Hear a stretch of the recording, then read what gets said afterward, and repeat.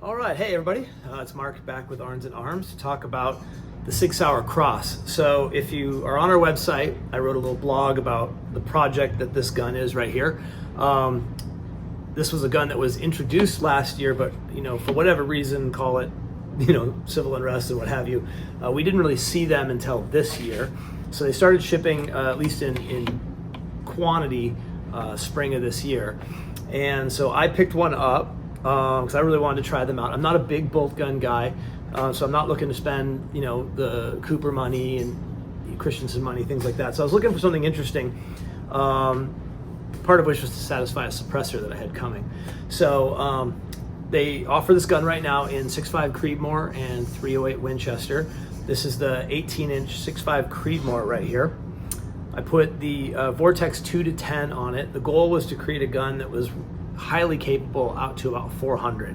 So I don't doubt for a second, certainly the round can handle it, but this gun could do a lot more than that. But that's the current setup, thus the 2-10.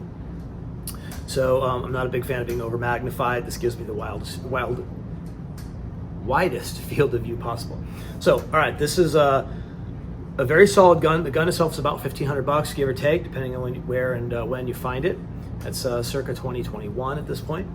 And I got a chance finally to get out and really run it. So I'm going to do a couple of more videos on this, at least one more for sure, by the end of the year this year. And so you can follow that. What attracted me to the gun was I'm a big AR shooter, so the AR-15 controls certainly make sense for me. I like magazines, but I also wanted a gun that was fairly light. This one also folds up, and I can get this whole package down into like a backpacker style rifle. So ultimately I was looking for something with some precision that I could hunt with if I needed to. So it's kind of it fits that dual platform space. That's the goal for it anyway. So that's kind of the why we did this. So let's talk about the performance.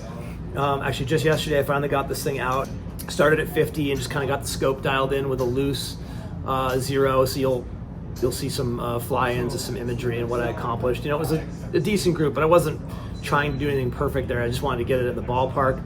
Then took it out to 100 and started dialing it in, and it started to perform very well.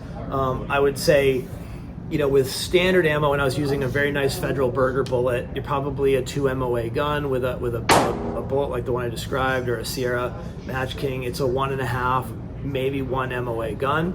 That's kind of where I was at when I left the 100-yard station, and then I moved over and spent some time with it at the 200 and the 400, both with a 4-inch gong. And I've got video of this so you can see it. But at the 200, and the target was fairly occluded by some vegetation and a funny shadow, all day long. I couldn't miss, just over and over again. So that's a 2 MOA target, 4 inches at 200. The gun was incredibly capable, very fun to shoot. It was all giggles for me. And then I popped over to the 400. I got my Strelok app out, dialed it up. In this case, it was 5 3/4 MOA on the turret, and first shot hit the damn thing. So that's a 4-inch at 400, which makes it a 1 MOA target. Shot it 2 more times. The second one was a hit. Third one I missed just a little right. So I think with a little dialing and a little futzing around, you could get this thing to a 1 MOA gun, no problem. My skill set probably isn't there, so maybe I'll call it 1.5 for me.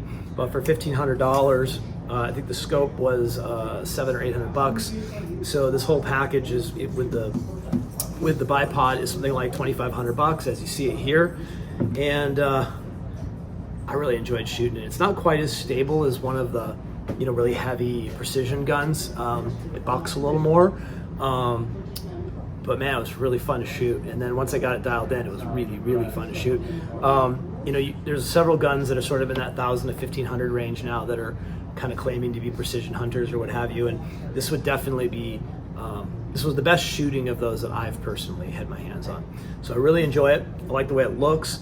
And then of course the next step here is put the 30 cal can on it. So as soon as this gets out of jail, we'll do another round of sighting in and testing, playing around with it. I'll let you know, what this looks like.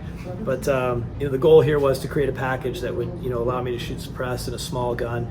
If you take the whole thing down,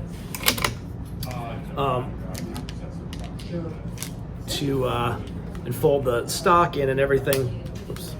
Take the suppressor off. best move here. There we go. You can fit the whole thing in a backpack just like that, no problem at all. So very cool.